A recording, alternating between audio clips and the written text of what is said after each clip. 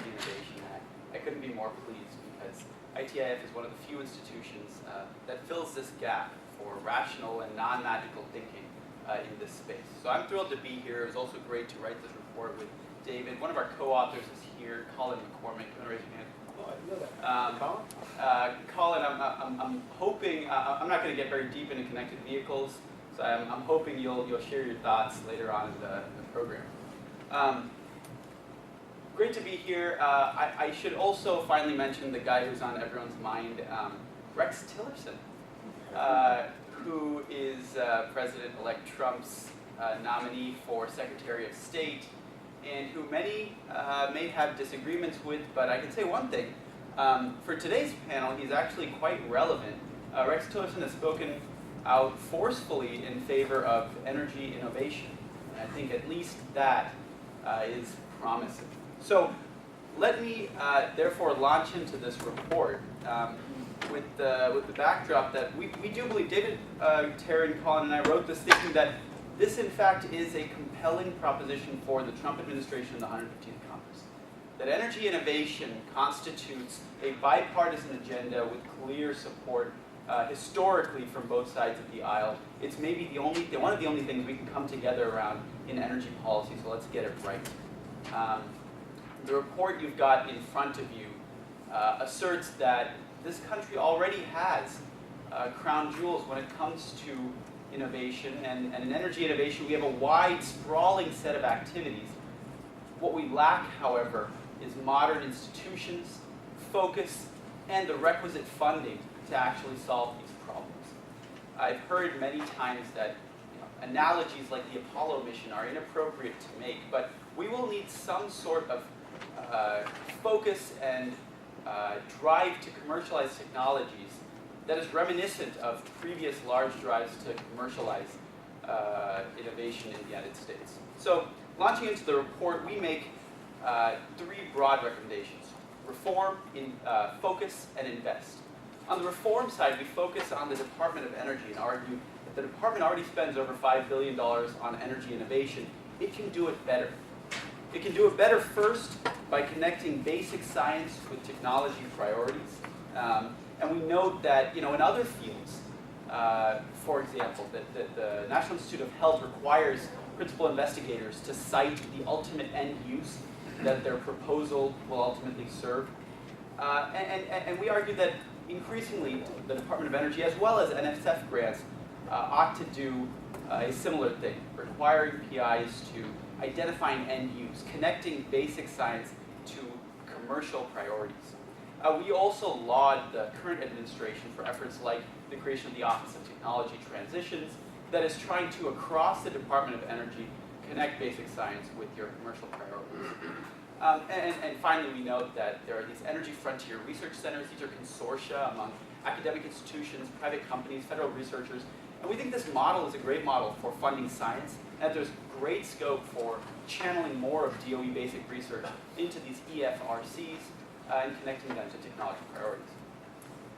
Following on that, we then argue that the national labs, the United States, are arguably the crown jewel, the 17 national labs, the total budget of over $12 billion. We argue that they can be doing a lot more than they currently are to commercialize energy technologies. And this is not to discount the role they have already played, but just to note the potential that they have to do even more. And in particular, we view these national laboratories as potential hubs. They already are functioning something like this. National laboratories in Argonne, for example, serve as a hub for energy storage research, in Berkeley for artificial photosynthesis, etc. We think that this role as a regional hub that catalyzes a cluster of regional innovation is very powerful. But to get there, we're going to have to scale up a lot of promising programs that have already been rolled out. This is kind of a theme in the report, that under this administration, we've had some very promising programs. ARPA-E on the lab side, we've had Cyclotron Road that connects entrepreneurs with the labs, or LabCorp, which connects the labs with entrepreneurs. But these programs need to be scaled up. They are currently a tiny fraction of the total DOE budget, the total lab budget. We finally argue on this point about labs that lab directors need a whole lot more autonomy if they're actually going to accomplish this role of serving as the anchor for a regional cluster of innovation. And to give them that autonomy, less of their budget should be micromanaged from DOE headquarters here in DC, and more of it should be devolved to those directors. We argue for an increase in what's called Laboratory-Directed Research and Development, LDRD, budgets. The third point of reform is that we want the government to encourage private investment.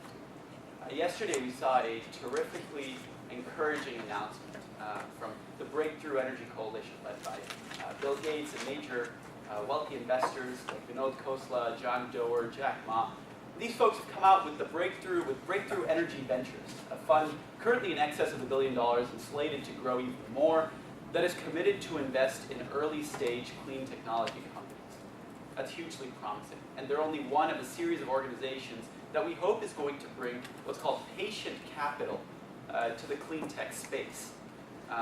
Earlier this year, a colleague, Benjamin Gaddy, and I wrote a piece arguing that traditional venture capital is the wrong model for clean tech investment and innovation. And rather, we're going to need these kind of patient capital investors who can leave money in for a much longer period of time and can tolerate lower and longer term returns. Now, in order for the government to incentivize private investment, the Bill Gates announcement is a great step, but we need much more, and private investment has frankly receded in clean tech.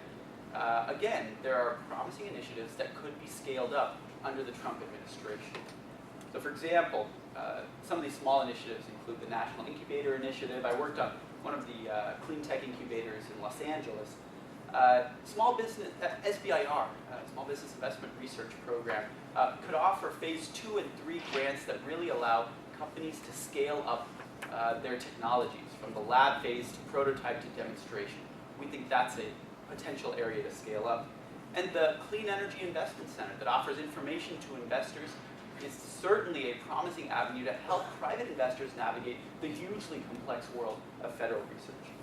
Let me run through the last 2 institutional reform recommendations. The fourth one is we want to support demonstration projects. Actually, I'm going to pause for an anecdote. Last week I was on Stanford campus. I had the huge honor of meeting with former Secretary of State, Treasury, Labor, and something else, George Shultz. He was former director of OMB. And Secretary Shultz, he's 96 years old. And I handed him this report and I said, Secretary, I wanted to let you know we're doing work on energy innovation. He said, he looked at it for about 30 seconds, flipped through all 25 pages and said, I've gotten the essence of your report. I mean, I think I printed it out in small font, and he had no glasses on, just unbelievable guy. And he says, I'm going to give it back to you. Send it back when it's revised. This is a week ago. I said, Secretary, you bet. I am too embarrassed to send him this version, which is materially similar to the last one. And the reason he told me this would not fly is that we have a point called support demonstration projects. And I will be upfront. This is a sticking point. It's something that divides Democrats and Republicans, but I don't think it needs to. Because when we say support demonstration projects, we may evoke emotions of government meddling or intervention in the private sector. But really, what David Terran-Collin and I have tried to advocate are market-friendly approaches that connect early stage government investment that everybody can agree on with commercial realities. That there's this valley of debt where companies can often die failing to receive funding in between that initial government-sponsored research and final commercial deployment. And so we put forward some innovative ways that one might support demonstration funding, recognizing the lessons of the past. We argue that perhaps the government, one proposal out there is for an independent federally chartered corporation that is immune or at arm's length from political meddling. Dave has actually written a whole book about regional technology demonstration funds that would meet local priorities in making their grants for demonstration projects. We also argue for the use of prizes, which have worked in other sectors and could potentially work in this one. And that takes me to my last point, which is connecting supply push policies with demand pull policies. The argument here is that one organization in the United States has been particularly successful in incentivizing innovation, despite the problems that President-elect Trump may have been tweeting about recently, and that is the Department of Defense.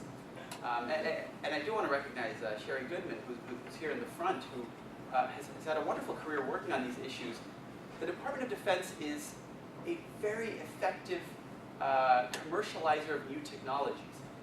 And I don't mean perhaps we might argue about whether it's cost effective, but it has certainly been effective at incentivizing technologies within its sphere: precision strike, stealth, UAVs, and outside its sphere, the internet, for example. And it's done that by creating an extended pipeline of support, supporting technology at the early stages of research and development, and then connecting that, for example, to procurement. Remember, it was the Department of Defense that procured the first integrated circuits that then created the initial market for that product to thrive. So those are our 5 arguments for institutional reform. We connect them then to 6 technology priorities. We say the whole federal government needs to focus on 6 priorities. I won't go into them, but they are advanced nuclear power, advanced solar power, new energy storage mechanisms, carbon capture, sequestration, and utilization. Colin wrote a whole report on utilization for the government of Japan. You should ask him about it. Advanced cooling, recognizing that around the world, air conditioning will be one of the largest increases in electrical loads. Advanced cooling and thermal storage. And smart energy management and connected vehicles. This is something else that Colin should talk about. Because the connected vehicle trend is arguably happening faster than any of these other trends. And in order to, I'm not saying these are exclusive priorities. There should also be considerable government investment in enabling technologies, for example, in computational research or in advanced materials that make it possible to advance these 6 missions. But these missions are what I think federal investment can really organize around, to turn a currently stovepiped, atomized, and disorganized energy innovation infrastructure into an organized push toward commercial priorities. And how do we get there? Well, we've already got $6.5 billion in energy innovation funding that should be repurposed around these priorities and these reforms. And on top of that, we should have another $6.5 billion if we meet our mission innovation commitment. And that's something, I urge you to read Jason Bordoff's op-ed in the Wall Street Journal. That is a bipartisan priority, and we think that everybody from Bill Gates to Lamar Alexander can support scientific research. We also, David and I, Turner and Colin, also provide some alternatives to congressional appropriations in case that turns out to be tricky, including, for example, restructuring the Strategic Petroleum Reserve, a wires tax of the National Transmission System, and royalties from federally fossil fuels extracted from federal lands. So that's the report. We are very excited to release it. We think it's timely, and we hope that all of you in your constituencies will first let us know what we got wrong, like Secretary Schultz did, and also share this with your constituencies and help us to make an energy innovation agenda for the next administration a reality. Thanks so much for having me. Thanks very much. Next up is Todd.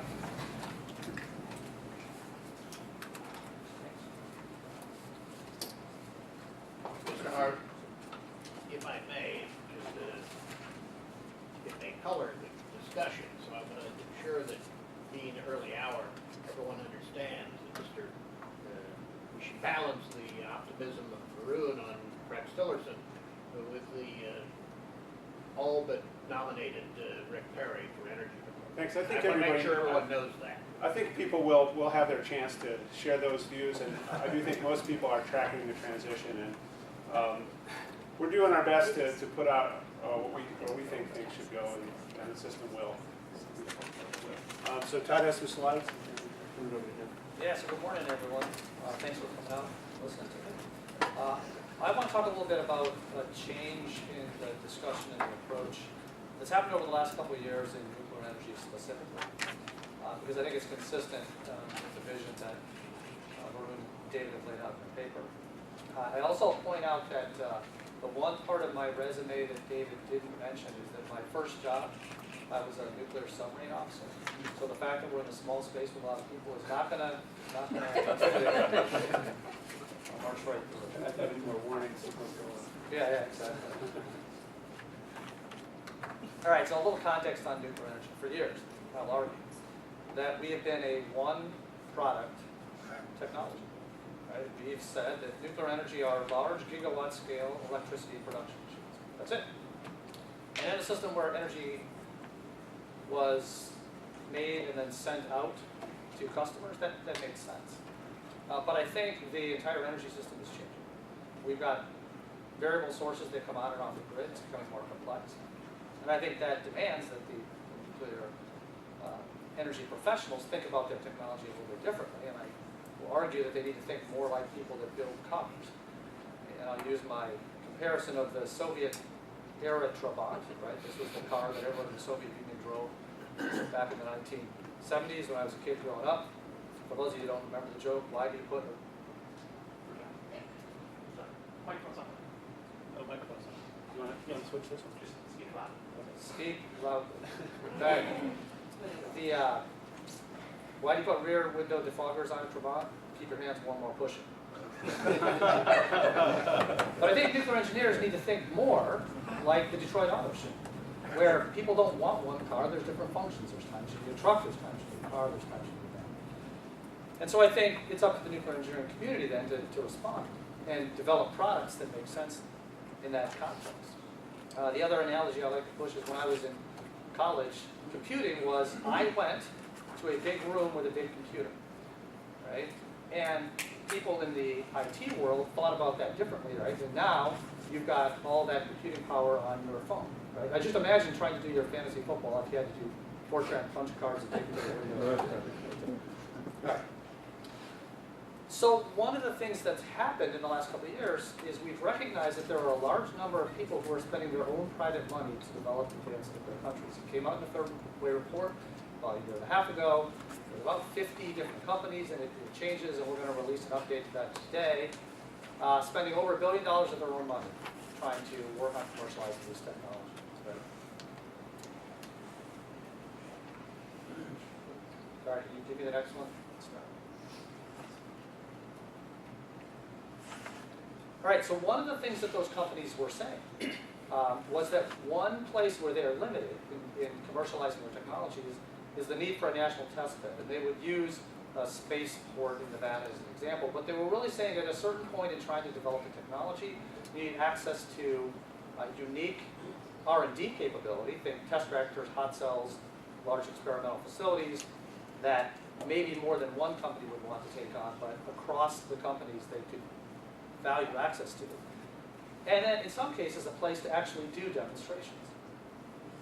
I think this administration wisely stood up, and the DOE and the National Laboratory said, the thing that you are asking for exists. It exists in our national laboratories. We may not have been the greatest partners, but we are willing to work with you to become the national test bed to help you in getting to commercial deployment of advanced nuclear technology.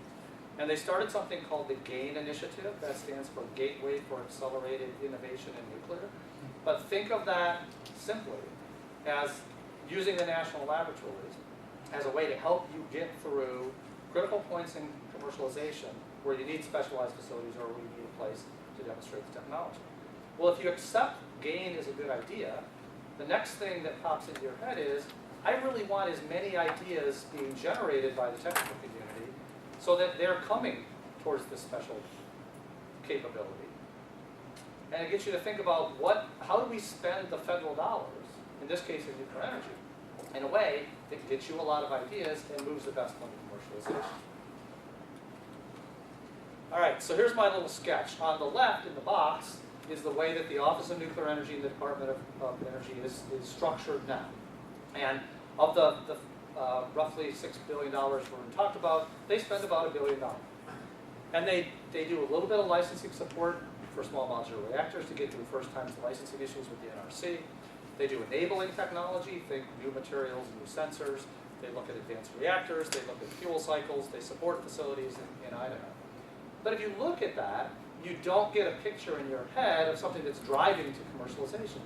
It looks like, and I would argue in practice, a lot of sort of technology readiness level 1 to 6, early innovation kind of things, but we haven't really deployed a lot of new nuclear energy concepts coming out of that structure. I think either in practice or in structure, that they ought to look something like my triangle on the right. They ought to maintain this national capability. They ought to fund a lot of early innovation and accept the fact that 95, 99% of those things that you try aren't going to be good enough to move up to higher funding levels, and that's okay. Varun mentioned the valley of death and companies dying. I agree you want to get some through the valley of death, but I argue a healthy innovation system is killing lots of them early on, and that's okay. I think that a certain number of ideas are worth spending more money on in development, and some of them will get to deployment. And I think one of the things we need to do much better that we haven't, but the fact that private individuals are spending their own money to develop nuclear concepts has got us to this point is when we decide how to use the government $1 billion, it ought to be strongly influenced by the people that are spending money to develop these concepts. Because I think they're out there in commercial space trying to figure out how to make a sellable product. Now, I'm not trying to argue that we should pick out company X that support company X at the laboratory. But if I look at the technologies they're trying to develop, there are technology questions that, if answered, would be of use to multiple companies. And so I think we use those private signals as a way to develop this infrastructure. And then I think you work your way up to deployment in the end. And there are reasons in nuclear energy space why you would want to do private-public partnerships and deployment. In some cases, you're bringing a totally different technology to the Nuclear Regulatory Commission, who really is structured to be funded to support the existing fleet. They're not staffed really to be able to quickly do regulation on a new concept. Right? So that first mover through the system does have costs that the second ones and third ones and don't have. There's always a sort of a joke in nuclear technology space. No one wants to be number one. You all want to be number two. I think that in some cases you might want to do a deployment because there are, in nuclear space, government-owned functions. The government decided that they were going to be in charge of the waste management. And if you're building nuclear concepts to do recycling or something that's totally a government function, you could imagine a deployment. And I think with this complex modern energy space, you're trying to move nuclear products into different arrangements. There's a cluster of scientists and academics doing something called hybrid energy systems, but imagine you're trying to couple nuclear energy systems with other uses of energy in a way that maybe sometimes you're selling electricity and sometimes you're providing industrial heat. But you might want a deployment where you're testing out the interoperability of those, right, before you put it on a commercial grid. So the last thing I wanted to do in this context is the 5 bullets on the end I actually stole from David and Varun's report, primarily just to show that I read the report. They invited me, I wanted to be as polite to the extent I could. But I think it actually makes sense if I think about the development to deployment triangle on the right. One of their ideas, connect basic science with technology priorities. So in the Office of Science, I would argue they are trying to make fundamental changes to our understanding of basic science that should eventually influence what we do in technology innovation. So in that case, below my triangle, I would love to be able to send the Office of Science signals from the nuclear technology people say, if you answer the following questions, 20 years from now, you will make a big difference in our innovation space. Reorient the national labs to pursue commercially relevant R&D. I think this discussion is really around how to get the most value from the laboratories in enabling commercial enterprises and deploying technology. Right? So I think it's absolutely consistent with the things that we're talking about. Encourage more private investment in energy innovation. I think that's the point of a structure like this. When I look at the early innovation, what I'm really trying to do is say, given high-level national goals for technology deployment, what are the big challenges in deploying energy technology? And don't over-prescribe to the universities, for instance, what we want them to do in R&D space. Give them challenges. Ask them to be innovative and encourage a system. Varun mentioned cyclotron road as an example. Encourage a system that allows them to commercialize these products and turn them into companies. 95% of which I'm fine if they fail. Support demonstration projects. I think in certain examples when you're doing big technology and you're changing something like the regulatory space, it requires demonstration projects. And I think it makes sense to do private-public demos. But I do think that one of the ways you can decide on which ones to do is by having an innovation ecosystem where you're bubbling up a lot of concepts. And the ones that get into the private-public partnerships are the ones that can bring the most private to the partnership. And then I think this entire example is consistent with trying to improve the demand pull. When we talk about deployment, we typically talk about deploying technology, right? We're trying to prove a technology is ready to go. I think we need to be more thoughtful in helping communities think about what needs to be deployed, right? One of the things that I think is still short in the nuclear innovation discussion is it's all a technology discussion. And I think given the history of nuclear energy, we need to work harder at getting out there and engaging with people and saying, what does your community want?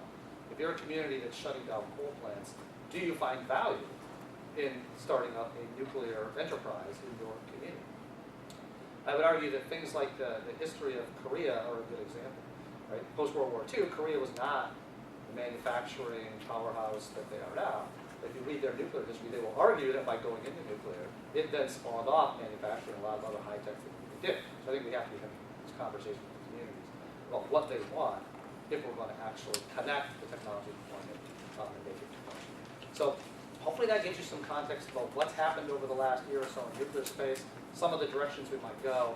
But I do think it's consistent with the vision that Varun and David laid out, and I think it's in some ways I'm proud to say that for the first time in my career, maybe the nuclear engineers are getting ahead of the discussion.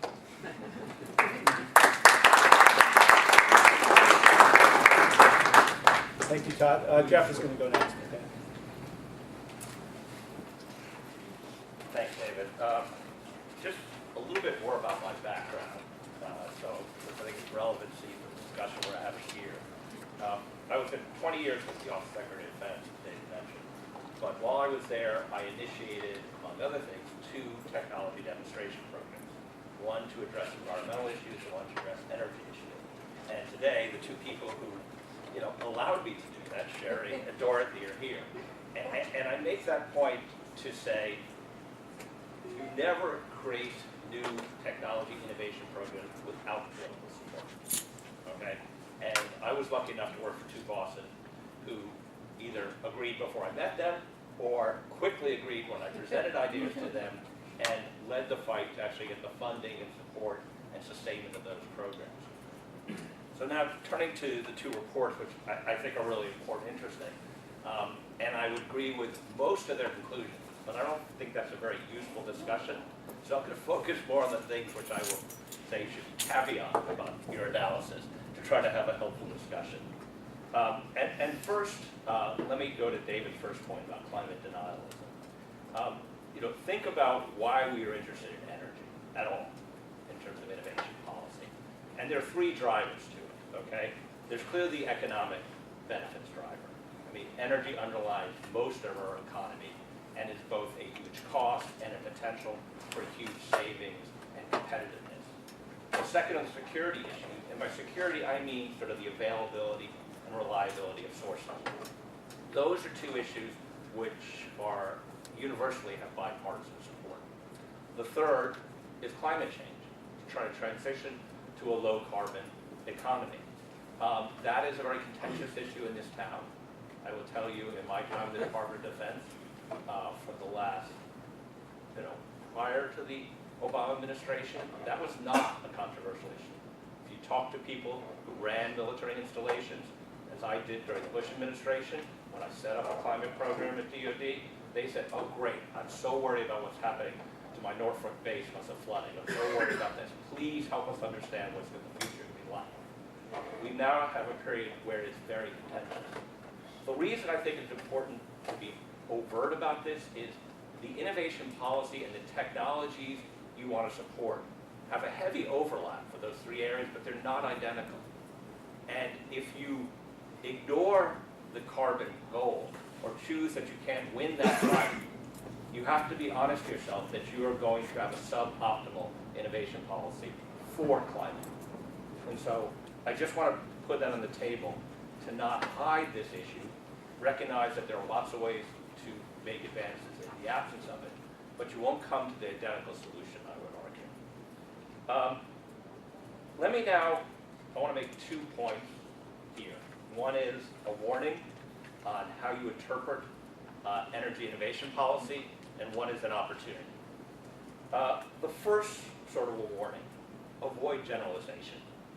Energy technology is neither a discipline nor a marketplace. Okay?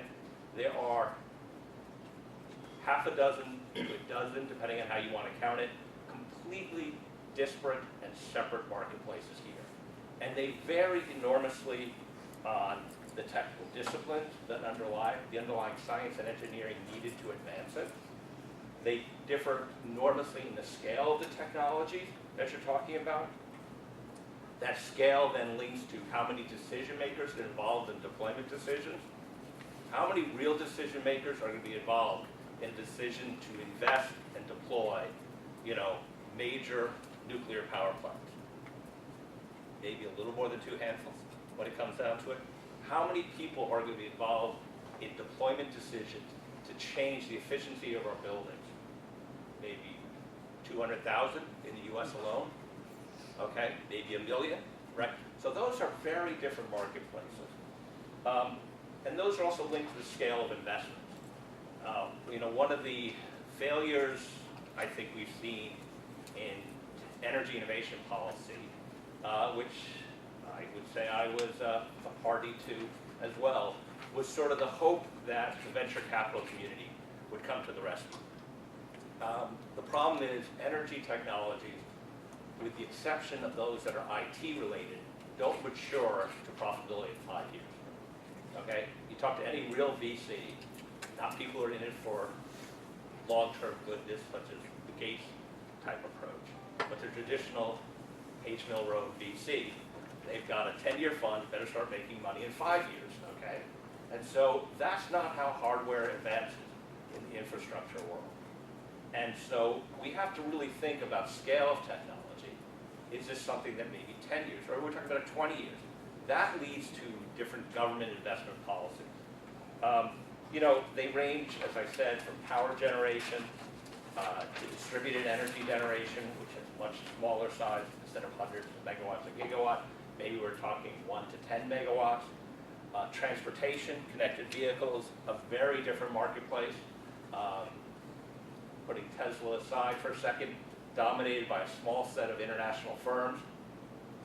We'll see the future in 10 years where Tesla's impact will be, but it's not obvious to me at this point. We know that. To the building efficiency world, which is something I spend a lot of time on, which is very different. On the other hand, the building efficiency world, it's still investment decisions which you make with 20-year life cycles.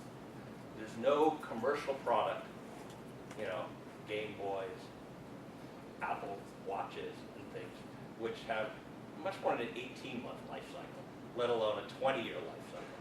So you're just, depending on what of these markets you're in, you have to think about what policies government can take, what innovation approaches should be. So that's sort of just a warning not to overgeneralize. The second thing is the opportunity, and I think Dorothy will come back to this when she talks, but that's, what can you learn from the innovation model at the Department of Defense? I grew up in the Department of Defense, originally as a think tank advisor to it, then eventually as an OSD employee, and now in my last days as a contractor back to the Department of Defense. So I've done the whole cycle.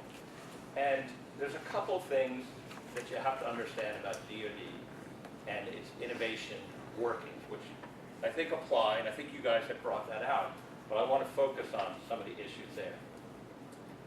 And DoD, as everyone knows, from integrated circuits to GPS to the internet, it actually is older than that, to mass manufacturing of clothes, go back to Civil War time, has been the driver of most of the revolutionary technology changes in the world.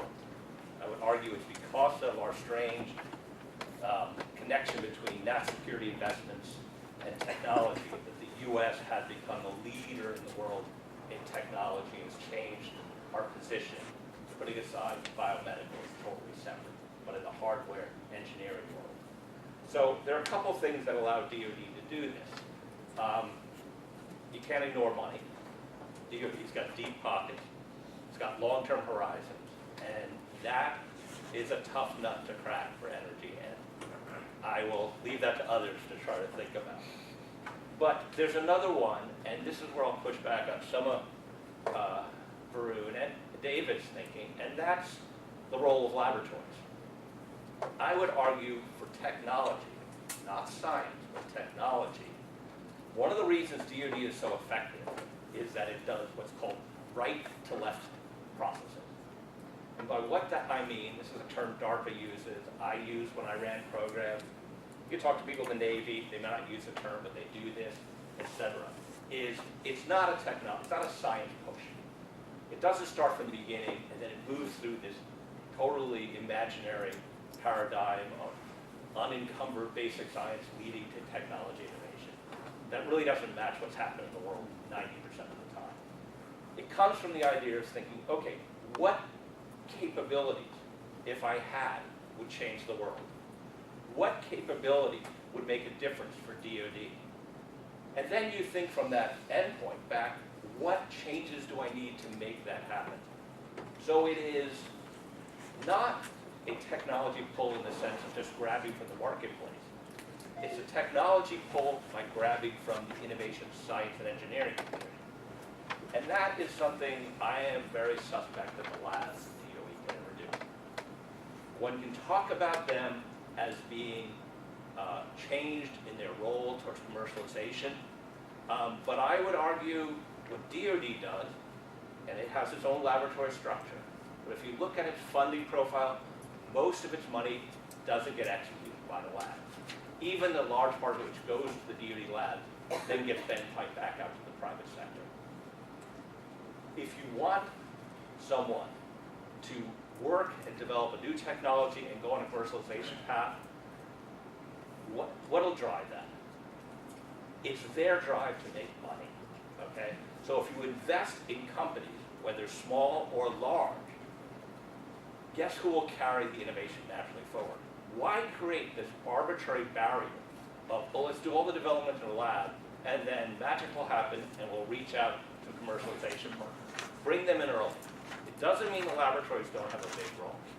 The programs I ran in energy at DoD, we structured them so that we were working, I'll give you a concrete example, working for sort of next generation building control systems with United Technology Research Center. And they would then, if successful, move this on to either Carrier or one of their other divisions for commercialization. And they brought in the laboratories, in this case was Lawrence Berkeley National Lab, because there's great skill and expertise there. But the lead was the industry. The support was the laboratory. Because the industry knew where they're trying to go. The laboratory is imagining where they're trying to go. They don't actually know it. So I think the other lesson from DoD is the incredible importance of funding directly to industry. I think DOE in the ARPA-E program is doing that directly today, and that's why I think it's a huge and successful model.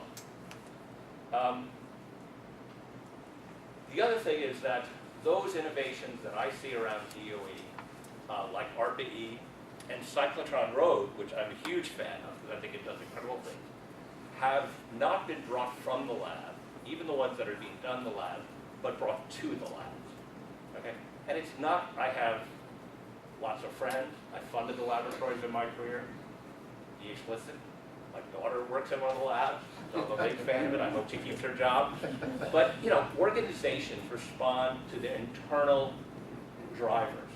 And if your internal driver is to get more money for research, perfectly good internal driver, your driver is not to work yourself out of a job and create a commercial product that solves that problem.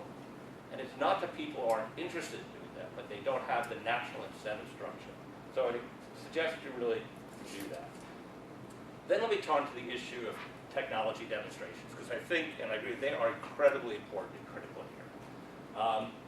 But I would argue, as I did in the Department of Defense, that with a few exceptions, and there are some exceptions, and nuclear probably one of them, we don't need regionalized or specific test facilities.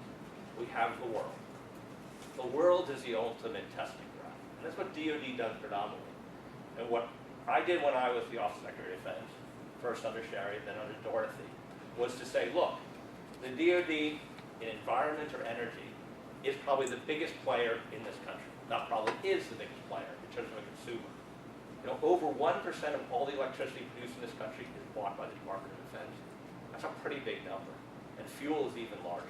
They buy more fuel, depending on which war we're in at the time, than one of the majors, okay?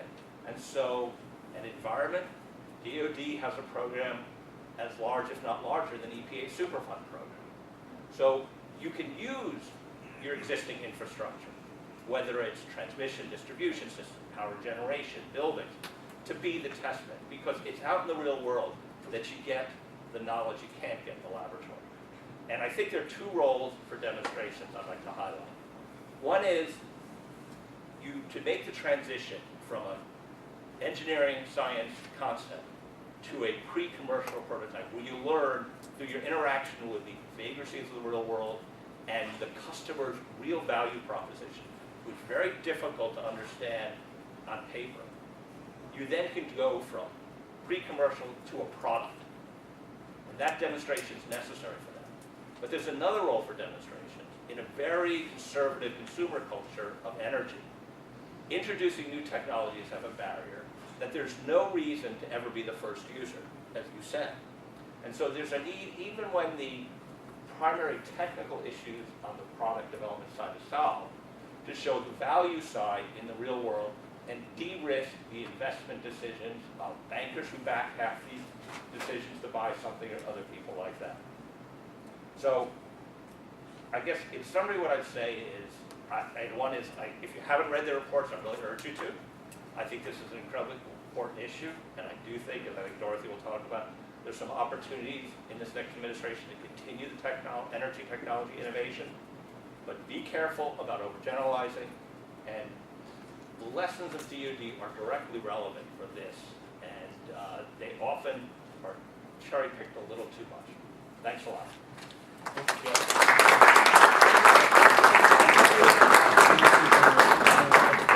Give it a try. Okay. No. Okay. Does that one?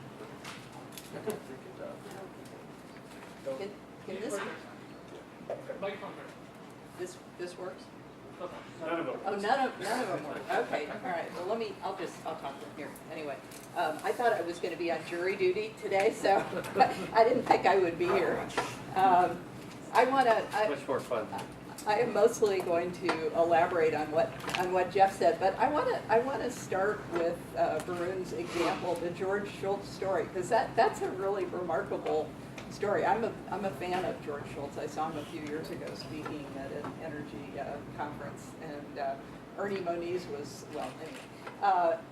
But I think I have three takeaways from that. One is that George Shultz has read the book by his colleague Roger Knoll, also Linda Cohen, called Technology Pork Barrel, a 1991 book that put the nail in the coffin of Department of Energy demonstration projects. So I mean, he's probably also got some firsthand knowledge, but I think books matter, ideas matter, and I think he is reflecting the received wisdom as laid out by Roger Knoll and Linda Cohen several decades ago.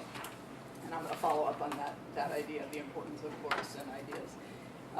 Second, that's a DOE perspective, very much not a DOD perspective, where the word demonstration is a very good thing. They have a shorthand for demonstration and validation is DemVal. It's a term that everybody knows. It is so deep in the culture.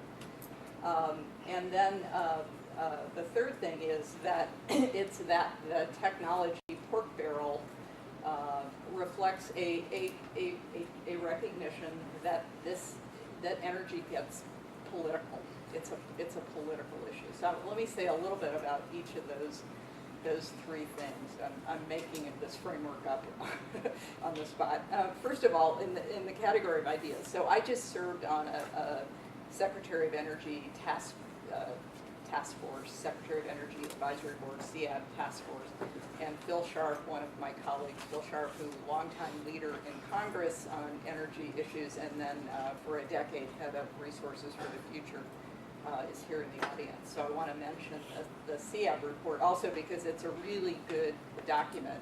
We had a tremendous group. It was co-chaired by Dan Riker, former Assistant Secretary of the ERE, and Ellen Tauscher, a real blue ribbon panel, and we really dissected the issue of federal energy management. So this is a subset of everything we're talking about, but the federal government, as you point out, is the single biggest user of energy in probably in the world. So it's an important subset, and it's. Can you use your mic? It doesn't work. I'm sorry. Let me. Maybe you should stand. Yeah. Let me stand up.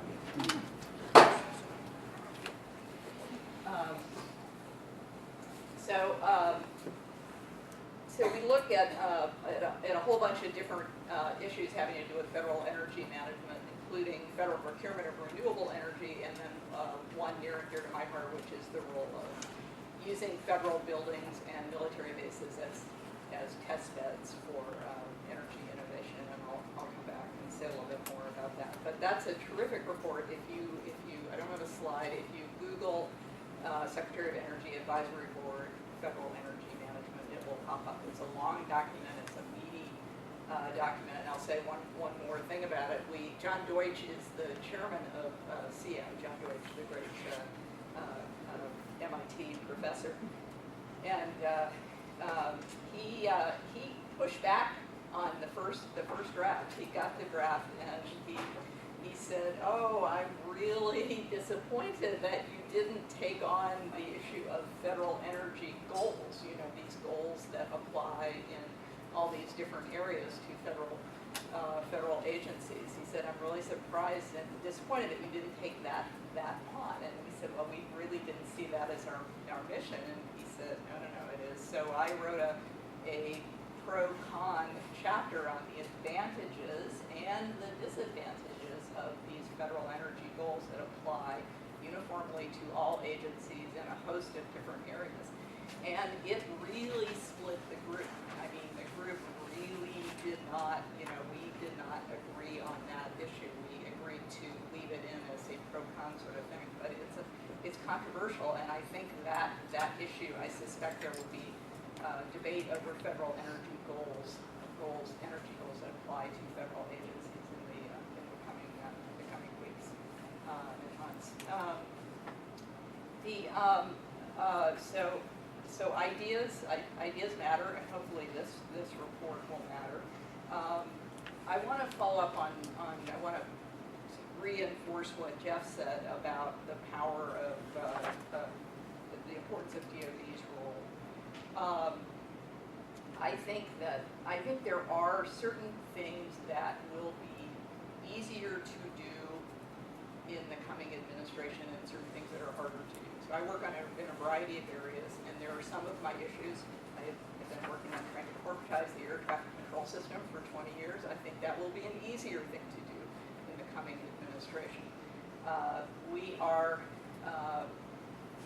impeded in a lot of areas by budget scoring rules, by OMB and CBO scoring rules. This affects investment in federal real property. It affects investment in energy areas. I think that is an area where potentially we can make progress, particularly with respect to OMB. I don't know about CBO and the budget, but I think that is an area where I think it will be easier to make progress.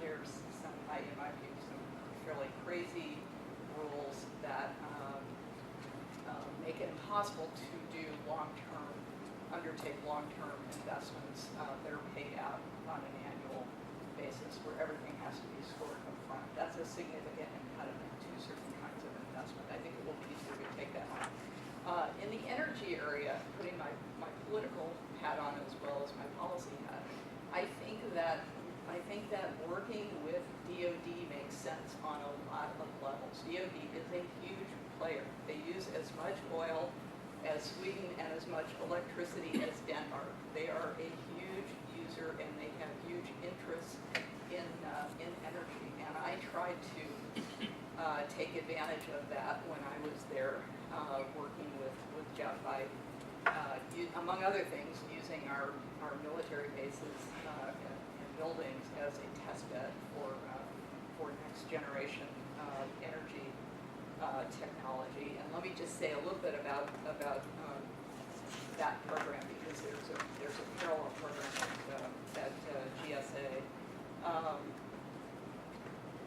Independently, DOD and GSA came up with the idea in 2009, 2010 of using their facilities as a test bed for next generation energy technology. Independent, they did not talk to one another. Jeff came up with the idea at DOD. I got there shortly after and really pushed it. GSA on its own came up with the idea. And let me just illustrate it with an example.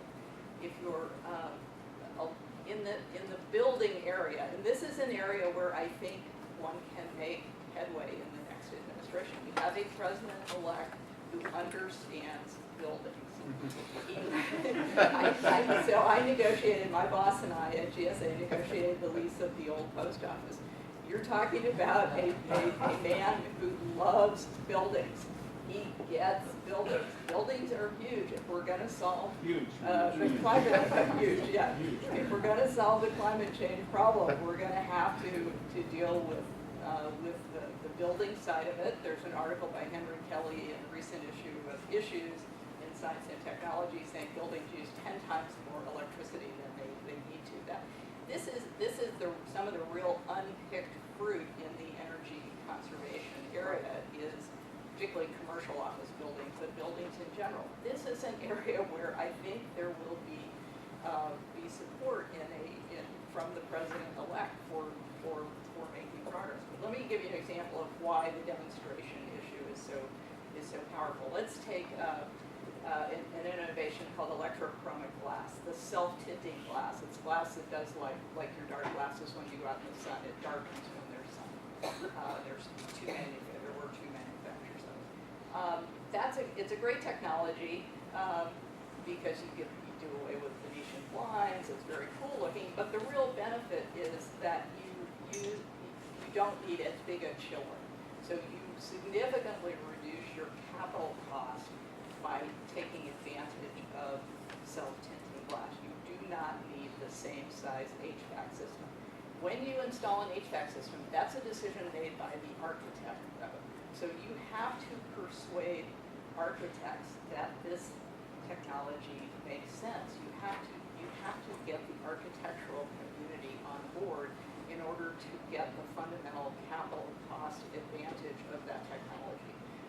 And that's a long process, and that's the kind of thing that you do by actually demonstrating this technology in real live buildings. The companies that make this need these sort of demonstration places to do this. So these two programs have been in place now for 6 years. They have produced 150, 200 real-world demonstrations. I think they're showing results. The two programs are quite different. DOD's program is much more risk-taking. They try things that are not, they're out of the garage, but not yet on the shelf. In the case of GSA, there are things that are on the shelf, but not very well, not widely distributed. So it's much less risk-taking. I think both of those programs have real promise, and they take advantage of this very deep demonstration culture, demmed out culture at DOD.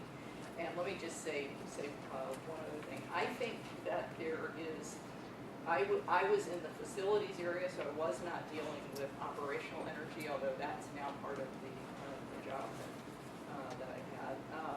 I think I would go well beyond that in terms of taking advantage of DOD. I think ARPA-E ARPA-E could work much more closely with DOD. Arun Majumdar, when he came to town to run ARPA-E, came over and met with me his first week on the job.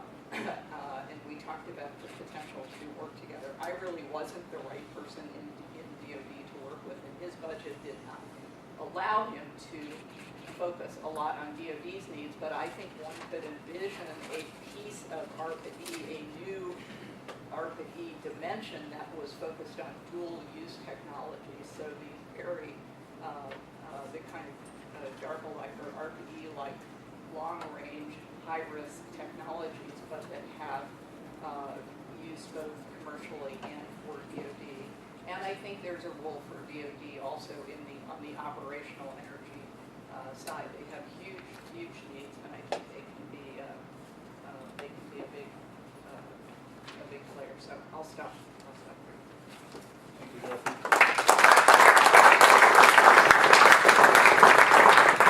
So thank you, Jeff, Dorothy, Todd, Varun.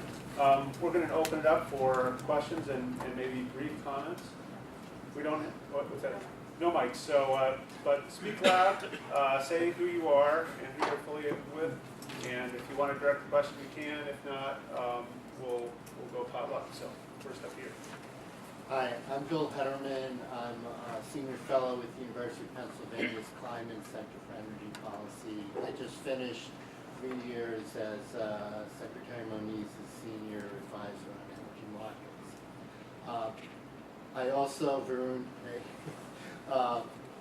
I chuckled as you told your George Schultz story because I was a very young researcher on Rand's work on technology demonstrations, and I think Schultz probably was one of our reviewers at the time, 40 years ago. So, and the only idea that was up there that was not in that stuff was the National Labs point, because we didn't view the National Labs as relevant to energy innovation. So kind of interesting.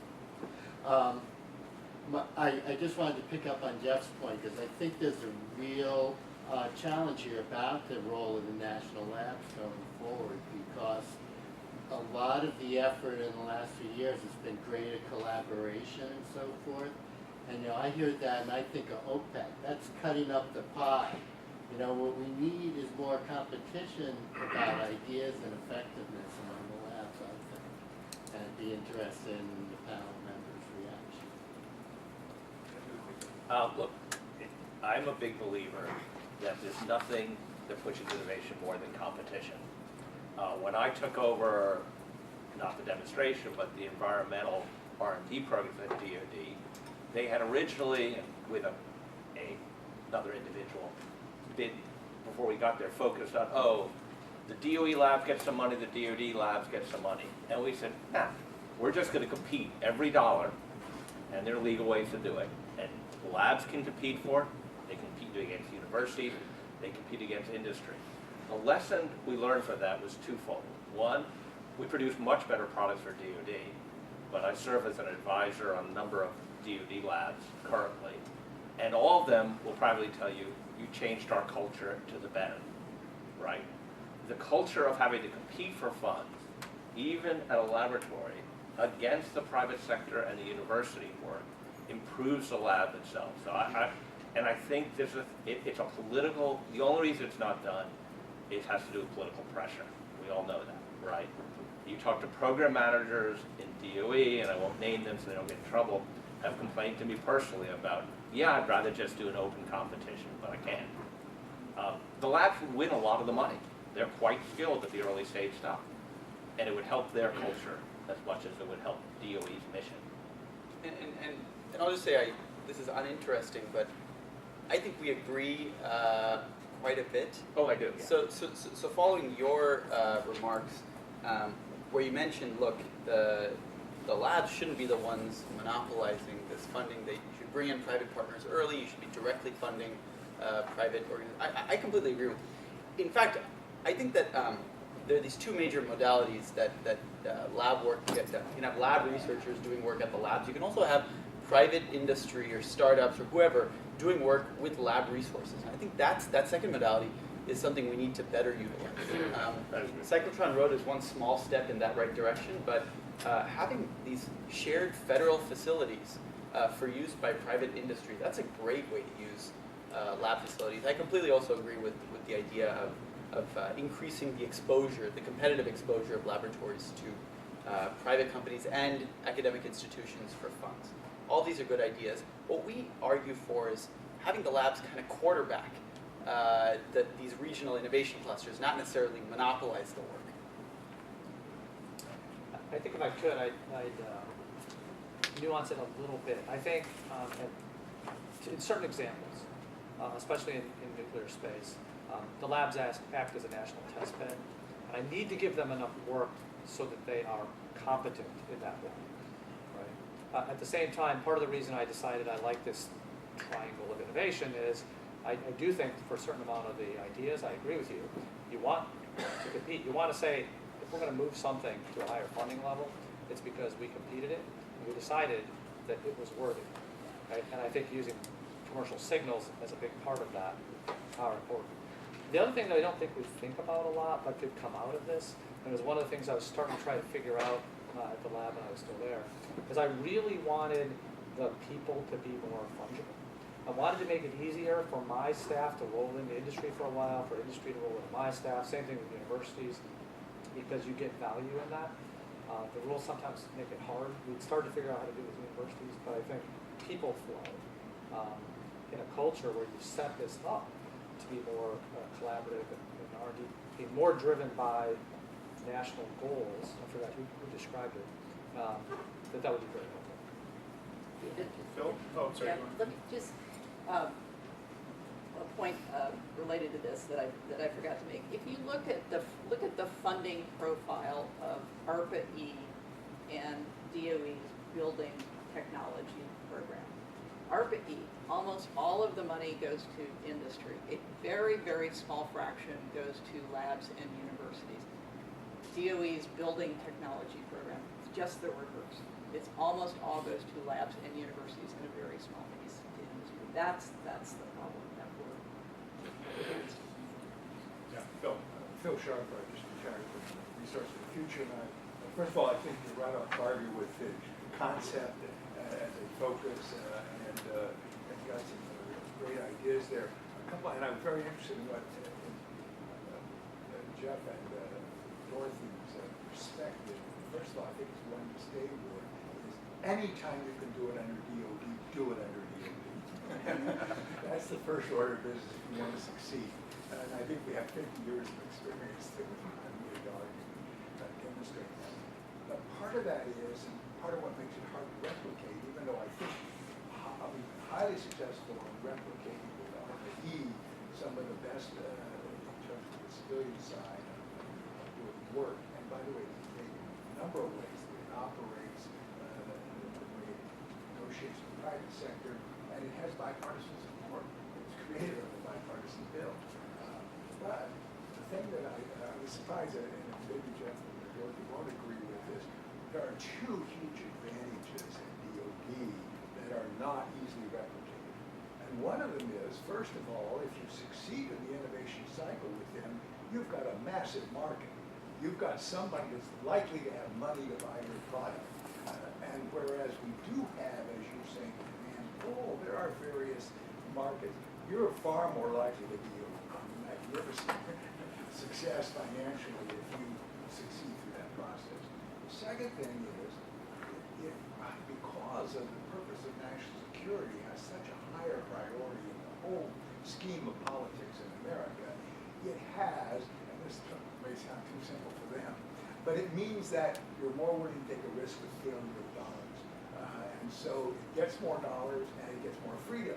It gets attacked constantly in the appropriations process and everything else. At the end of the day, we take more risk because we have to deal with the Soviet Union. And we weren't going to, and so we were out. On the civilian side, it doesn't take long before that becomes a white elephant and everybody's on top of it and says, I should get those dollars on them. And so I think we just have to recognize that those are a couple of, I think, limitations.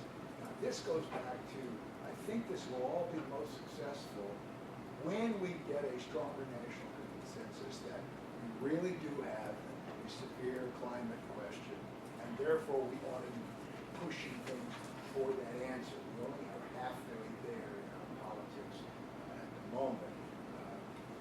And so I would urge you not to lose track of that. It isn't just the mechanics. We've got the purpose. People are doing tons of stuff. Just first of all, I agree with everything you say. I would add one little additional point, which is related.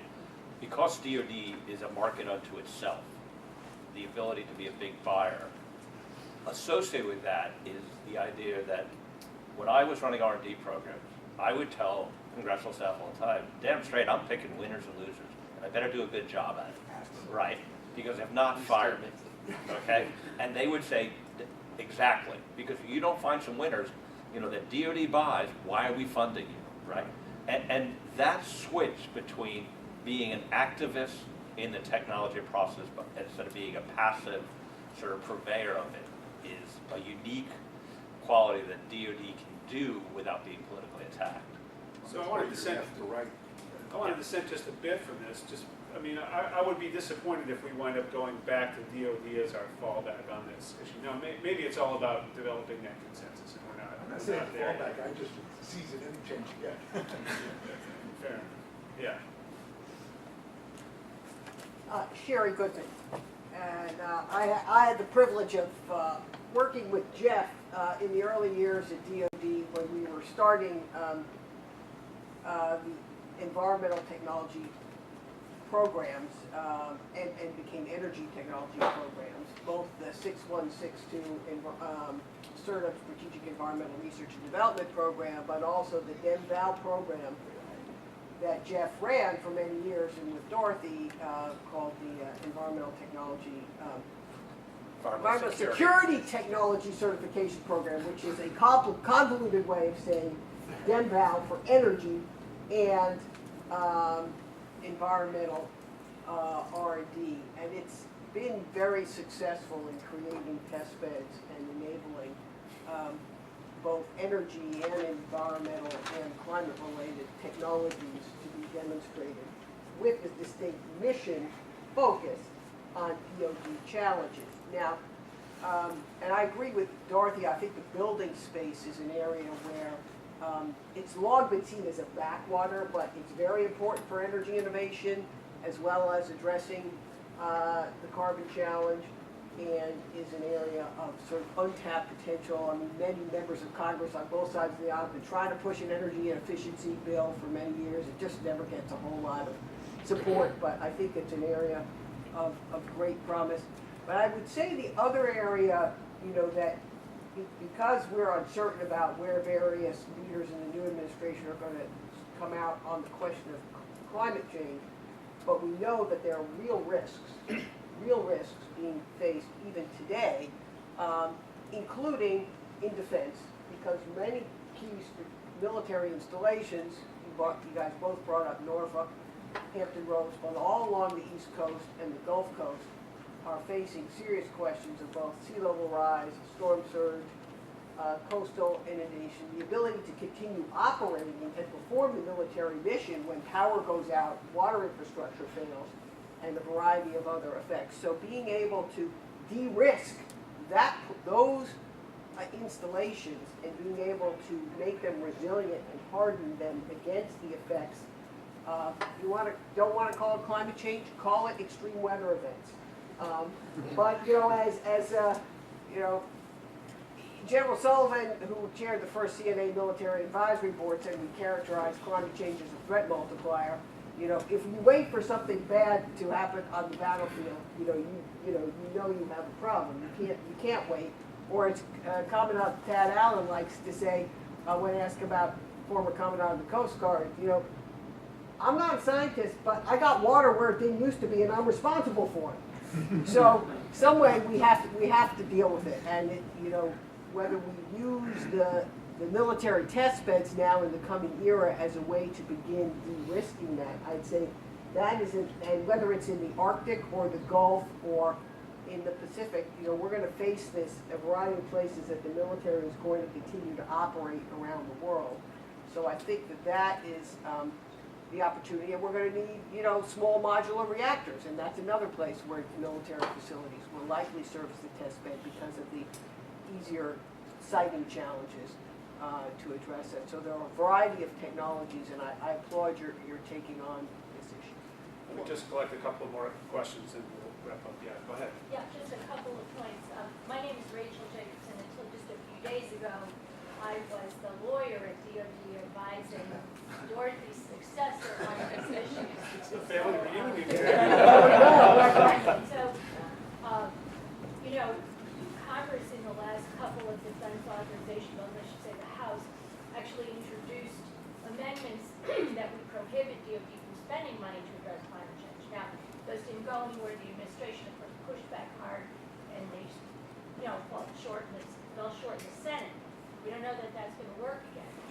So I think the buzzword's going to be resiliency, energy independence, meaning installation, energy independence and security and resiliency, but not climate change. I think those words will go away.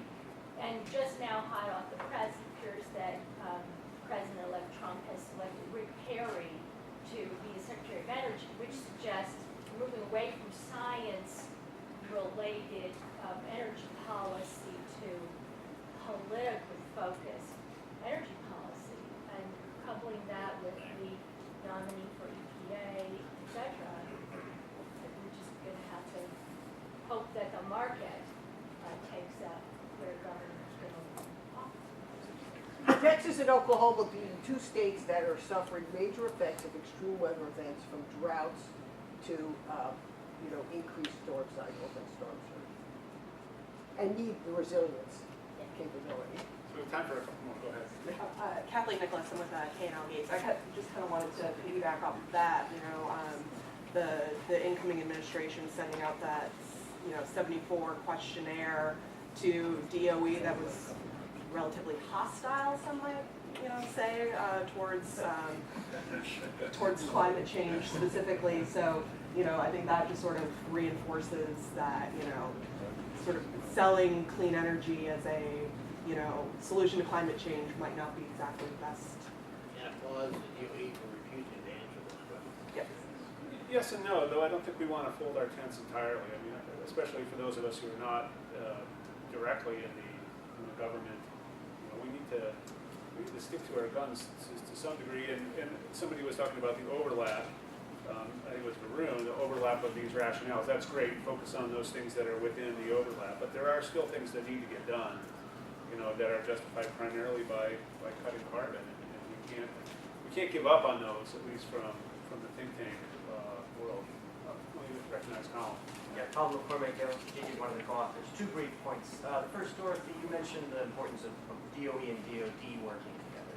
I've been in the trenches on that review for ASTCP, and a lot of times that is totally unrewarded within the Department of Energy. Repeatedly saw that where IRS needed help with writing out the energy tax, the specifics of the energy tax detail. DOE staff didn't have money, time, or motivation to do that.